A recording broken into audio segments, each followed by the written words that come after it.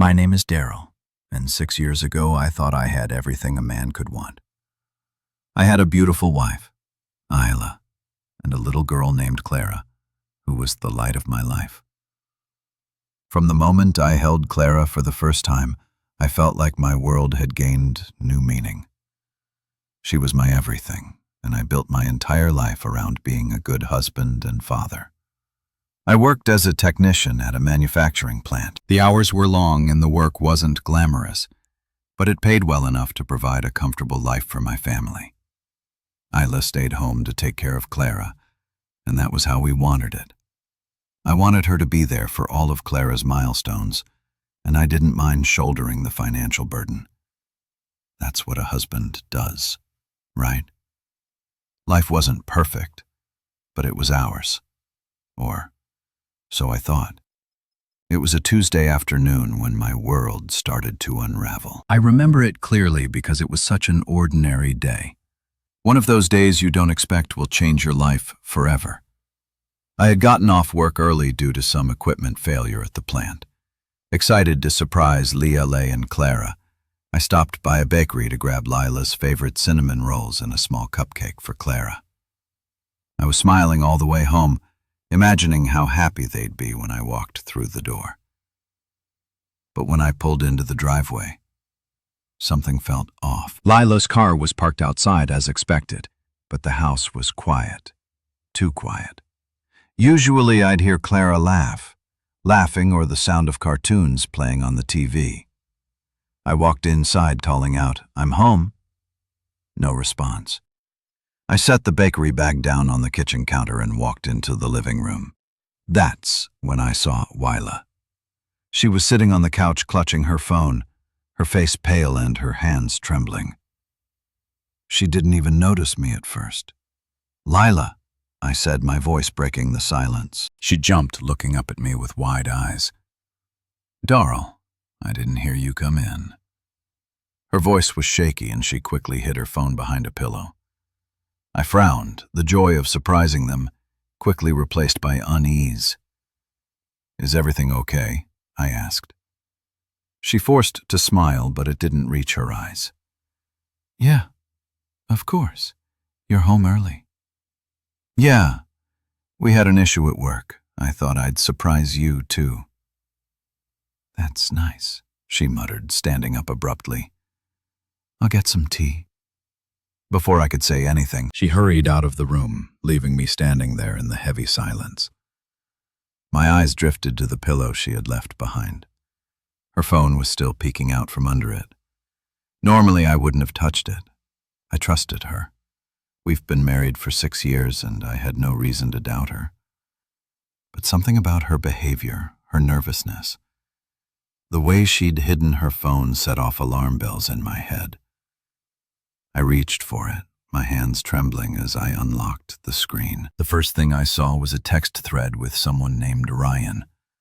The last message was still visible, and as I read it, my heart sank. He still doesn't know. I can't tell him, it would destroy him. My stomach dropped. My breath caught in my throat as I scrolled up, reading more of the messages. "I can't believe how much she looks like you." One of Lila's texts read, "Every day it gets harder to pretend she's Daryl's." The room felt like it was spinning. My knees buckled and I sank onto the couch, clutching the phone like it was a bomb about to go off. Clara wasn't mine. I heard Lila coming back from the kitchen and I quickly placed the phone back where I'd found it. She walked in with 2 mugs of tea, her smile still strained. "Here you go," she said, setting a mug on the table in front of me. "Thanks," I muttered, barely able to meet her eyes. "Are you okay?" she asked, tilting her head. I nodded, forcing a smile. "Yeah, just tired." That night I couldn't sleep. I lay in bed next to her, staring at the ceiling, my mind racing. Every time I closed my eyes, I saw Clara's face. The little girl I had loved and raised, as my own wasn't mine. Hyla had been lying to me for years, and I had been too blind to see it. The next morning I left the house early, telling Hyla I needed to run an errand before work. In reality, I went straight to a clinic and requested a paternity test. I couldn't confront her until I knew for sure. But deep down, I already knew the truth. The wait for the results was excruciating. I went through the motions at work, barely able to concentrate at home. I avoided lie as much as possible.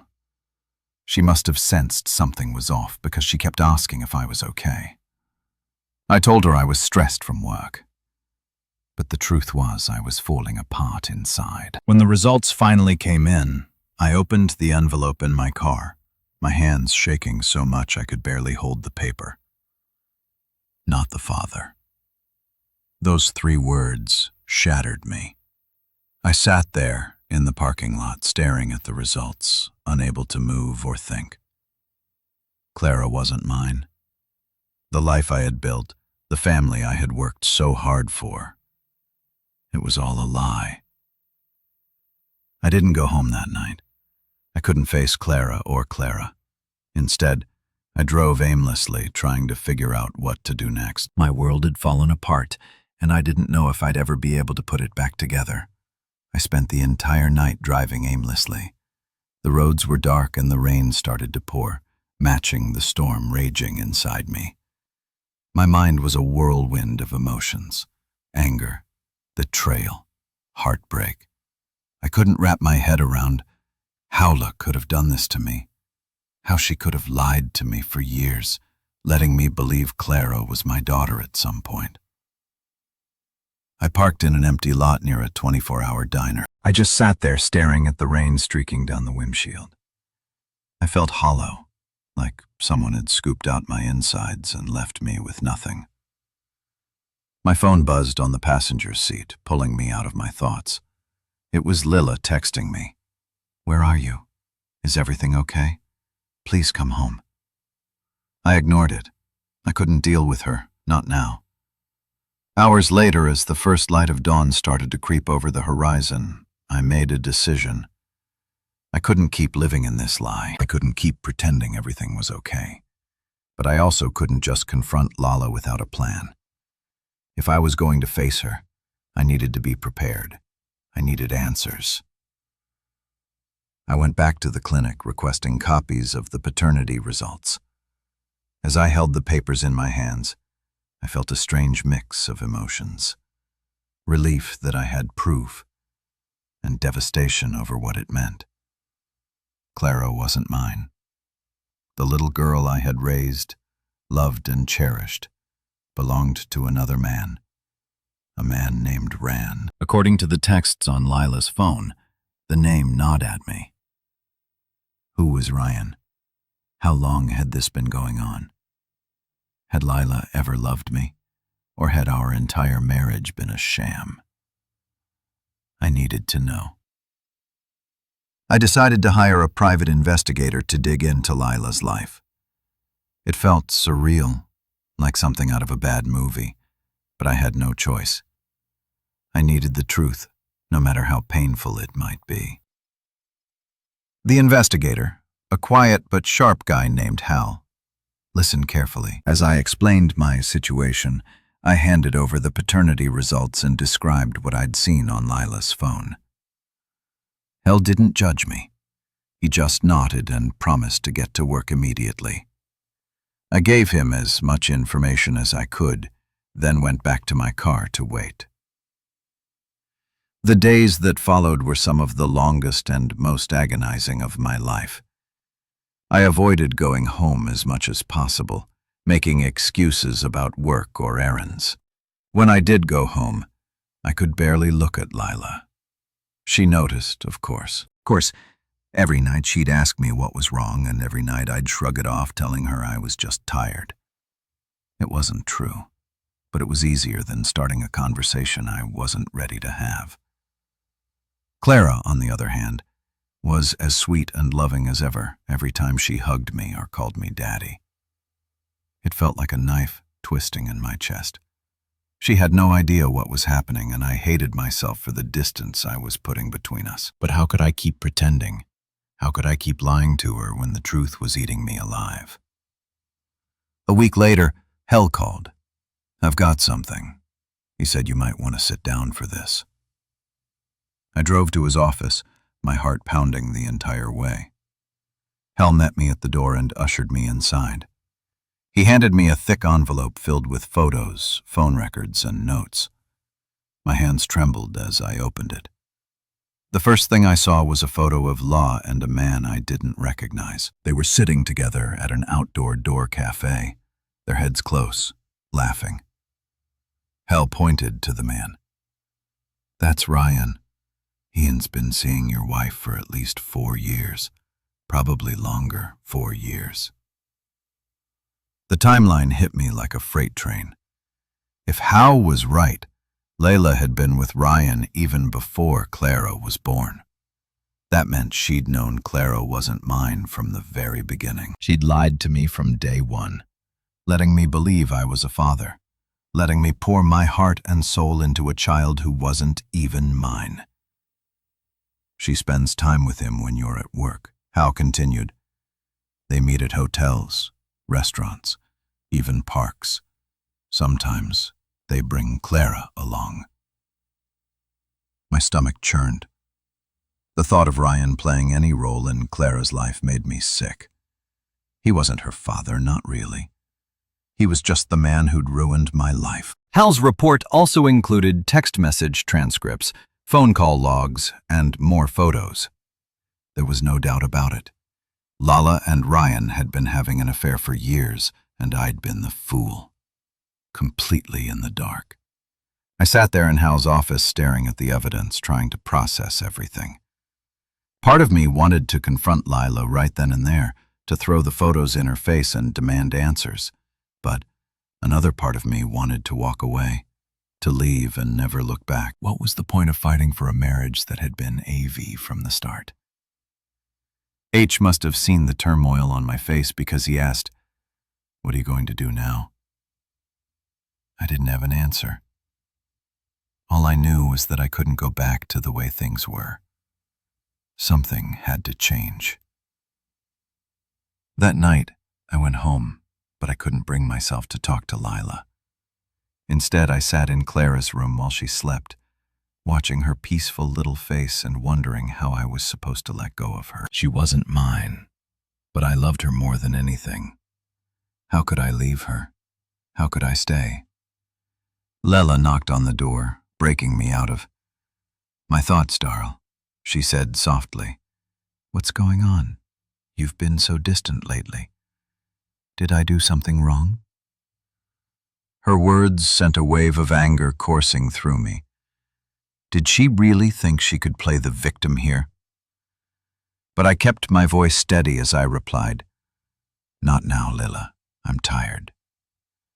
She hesitated, then sighed and walked away. I stayed in Clara's room for hours trying to figure out what to do by the time morning came.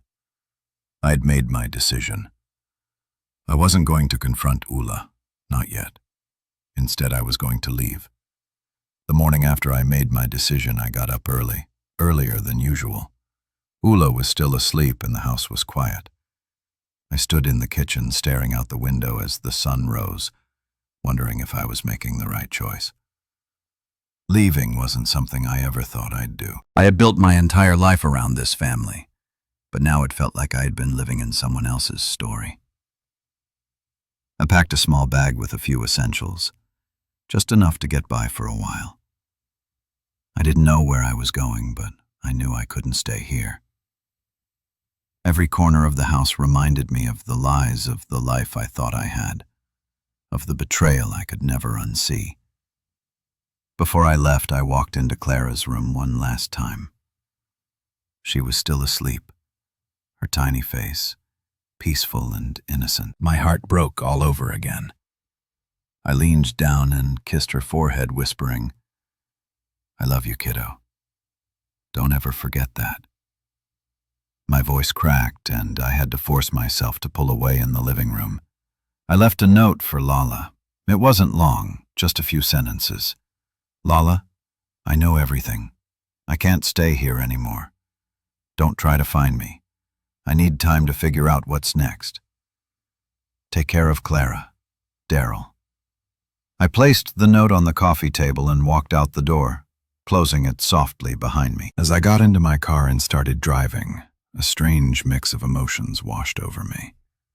Relief, sadness, anger, and a deep, aching sense of loss. I drove for hours, no destination in mind. I just needed to get away to put as much distance between me and the lies as possible by the time the sun was high in the sky. I found myself in a small town I'd never been to before.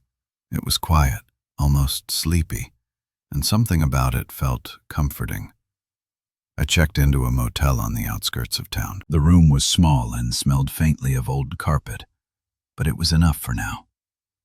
I dropped my bag on the bed and sat down staring at the blank TV screen. For the first time in years, I was truly alone. The silence was deafening. The first few days were a blur. I didn't contact anyone, no friends, no family, and certainly not Lala. I stayed in that motel room trying to piece together what my life had become. I thought about Clara constantly. I missed her more than I could put into words. But every time I thought about going back, I reminded myself of the truth. She wasn't mine. A week passed before I got the courage to check my phone. There were dozens of missed calls and messages from Lala. "Darl, where are you? Please come home. I'm sorry if I did something to upset you. Letun, talk. Clara keeps asking for you. She misses her. Daddy, please. I'm begging you. Just tell me you're okay." Each message cut deeper than the last. I wanted to reply to tell her I was okay, to let her know that I wasn't dead in a somewhere. But I couldn't. I didn't know what to say. Instead, I scrolled through the messages, my heart sinking with each one. And then I saw one that stopped me cold. "I don't know what you think you know, but it's not what it seems. Let's talk." Not what it seems. The audacity of those words made my blood boil. Did she think she could gaslight me into believing I had imagined everything I had? The paternity test, the texts, the photos. There was no misunderstanding here. Here I turned off my phone and threw it onto the bed. I couldn't deal with her lies anymore. Over the next few weeks, I tried to build a new routine. I found a job at a local hardware store, something simple to keep me busy. The pay wasn't great, but it was enough to cover my motel room and a few meals a day. The work helped distract me, but every night I lay awake haunted by thoughts of Clara and the life I had left behind. One night, as I sat in the motel room with nothing but the hum of the air conditioner for company, I started thinking about Ryan. I hadn't even met the man, but he had ruined my life. The more I thought about him, the angrier I became. Who was he? Did he know about me? Did he care about the destruction he'd caused? I pulled out the folder Hell had given me and started going through it again. There was an address for Ryan, his home, his workplace. For a brief, reckless moment, I considered confronting him. I wanted to see the man who had taken everything from me. I wanted answers. But then I thought about Clara. None of this was her fault. She was just a child, an innocent caught in the middle of something she didn't understand. As much as I hated Ryan, and as much as I felt betrayed by Thala, I couldn't bring myself to drag Clara into the mess. Instead, I wrote another letter. This one wasn't for Lila. It was for Clara. Dear Clara, I don't know if you'll ever read this, but I need to say it. I love you, no matter what happens, no matter where I go. That will never change. You're the best thing that ever happened to me, and I will always be proud of you. I'm sorry I had to leave, but please know it wasn't your fault. You'll always be my little girl in my heart. Love, Dad. I sealed the letter in an envelope and tucked it into the folder. I didn't know when or how, but one day I hoped she would understand. For now, all I could do was try to keep moving forward, one painful step at a time. The days turned into weeks, and I settled into my new life, though settling is a generous term. The motel became my home. My job at the hardware store kept me just busy enough to distract me during the day, and the nights were filled with silence and regret. I had left everything behind, but no matter how far I ran, I couldn't escape the weight of it all. One day I decided to send the letter I'd written for Clara. I didn't trust myself to mail it directly to Lila's house, so I sent it to my lawyer, asking her to deliver it. I didn't include an address or phone number for them to reach me. I didn't want Lila to know where I was, and I didn't trust her not to use Clara to try and pull me back into her web of lies. A week after sending the letter, my lawyer called. She got it. She said simply, "Lila contacted me. She's been trying to reach you, Daryl. She says she wants to explain everything." I gripped the phone tightly, trying to steady my voice. "There's nothing to explain. I know the truth." She sounded desperate. My lawyer continued. "She claims Ryan's not involved in Clara's life anymore and says she wants you back. She even asked if she could bring Clara to see you." My stomach churned at the thought. The idea of seeing Clara again filled me with equal parts joy and dread. "No," I said firmly, "not. Now, I can't." "Understood," she replied. "I just wanted to let you know." "It's your choice, Daryl." After the call ended, I sat there staring at the wall. Lila's desperation wasn't surprising. She always had a way of trying to manipulate situations to her advantage. But what about Clara? Did she even understand why I left? Did she hate me for abandoning her? That thought haunted me the most that night. As I tried to sleep, I wondered if I had made the right choice in walking away. My heart ached for Clara, but the pain of Lila's betrayal was still too raw. I didn't know if I could face them. Not yet. Part 5. The Unexpected Visitor. It was a quiet Sunday morning when everything changed. Again. I was sitting at the small diner I frequented, nursing a cup of coffee and staring out the window when I saw a car pull into the lot. I didn't recognize it at first, but as the driver stepped out, my heart stopped.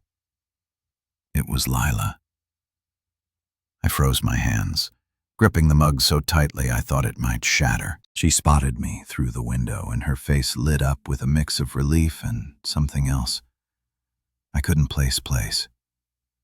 She walked toward the door, her steps hesitant but determined. Part of me wanted to run, but I couldn't move. I was rooted to the spot, torn between anger and the faint hope that maybe, just maybe, she had something real to say.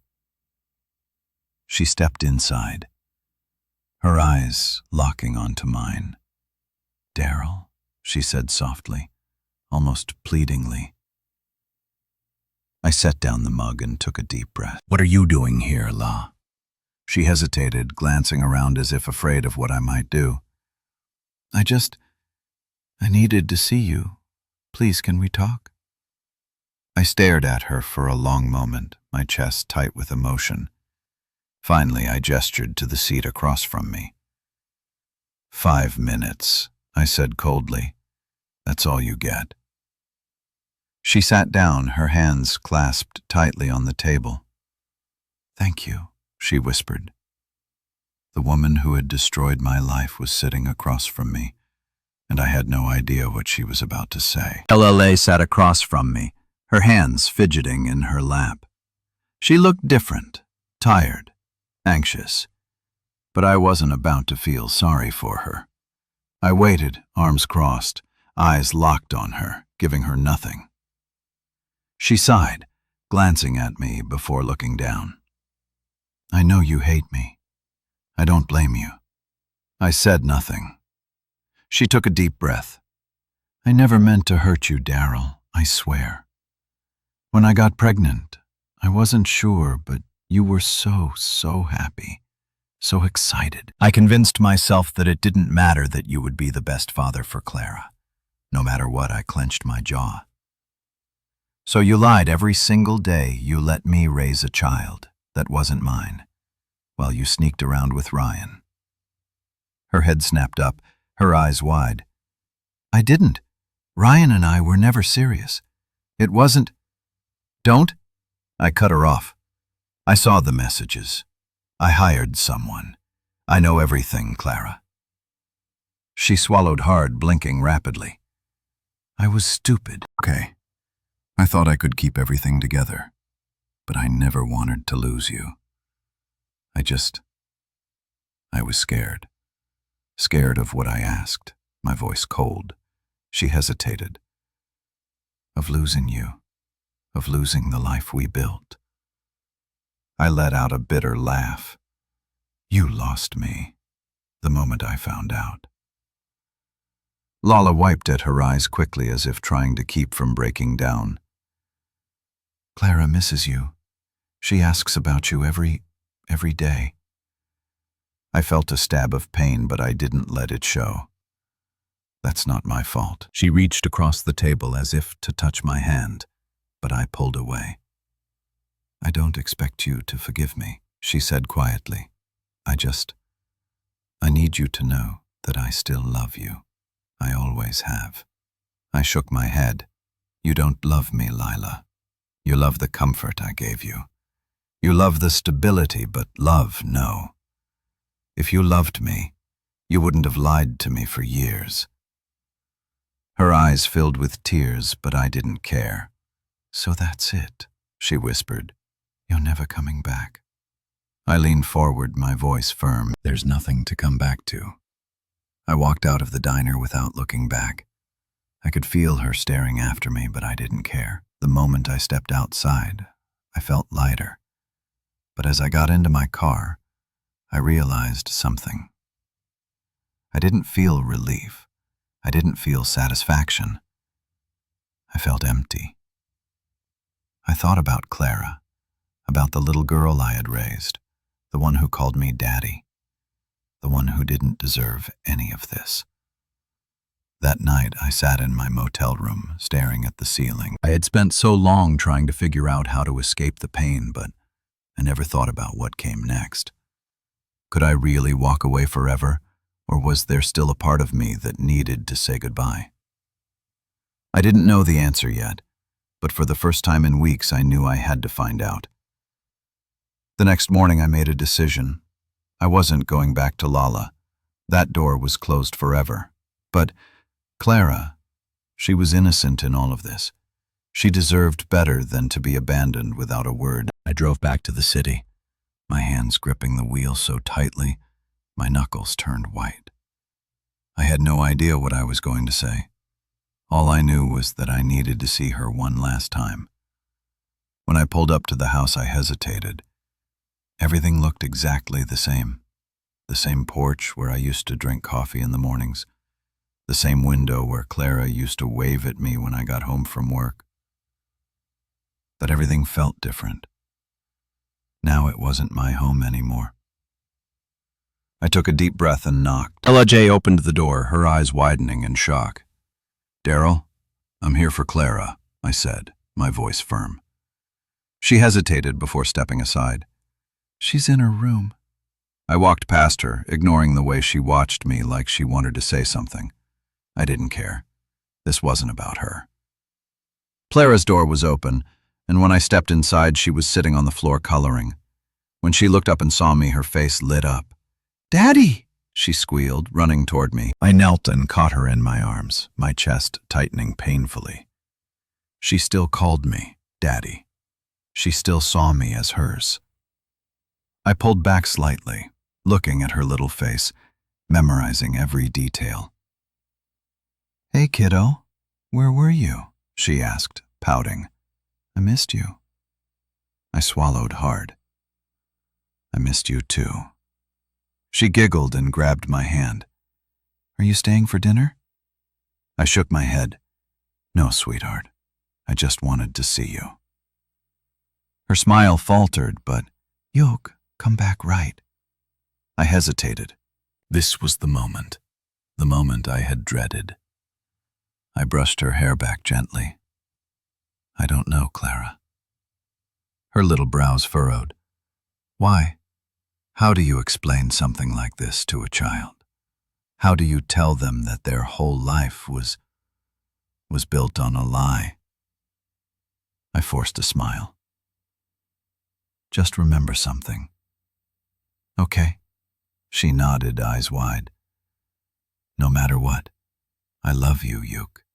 Always be special to me. She beamed, wrapping her arms around my neck. I love you too, Daddy. I held her tight, breathing in the moment, knowing it would be the last. When I finally pulled away and stood up, Phila was watching from the hallway, tears streaming down her face. I didn't say a word to her. I just walked past her and out the door. As I got into my car, I glanced at the house one last time. Then I drove away, leaving it all behind. This time for good.